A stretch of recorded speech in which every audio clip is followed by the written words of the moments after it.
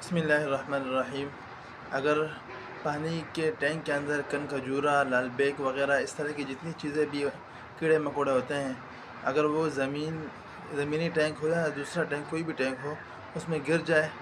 تو کسی ساتھی نے پوچھا کہ آیا وہ پانی ناپاک ہو جائے گا یا پاک رہے گا؟ تو فقہاء اکرام نے یہ فرمایا اس بارے میں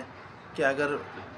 وہ جانور جن کے اندر خون نہیں ہوتا، جیسے لال بیگ ہے، اس طرح کی جتنی بھی چیزیں ہیں جن میں خون نہیں ہوتا، اگر وہ پانی کے ٹینک میں یا پانی میں گر جائے اور اب نکال لیں یا زندہ نہ نکالیں، مر جائیں پانی کے اندر، اور اس کے بعد آپ اس کو نکال لیں تو پانی بالکل پاک رہتا ہے، اور چونکہ اس میں خون نہیں ہوتا تو خون نہ ہونے کی وجہ سے وہ پانی ناپاک نہیں رہتا۔ لیکن اگر وہ پانی کے اندر بالکل ریزہ ریزہ ہو جائے، وہ بالکل ٹوٹ جائے، تو چونکہ وہ پانی آپ پھر عموماً گھروں میں پینے کے لیے بھی پانی استعمال کیا جاتا ہے، تو اس کے اندر پھر آئے گا کراہت بھی ہوگی، تو لہٰذا ایسے پانی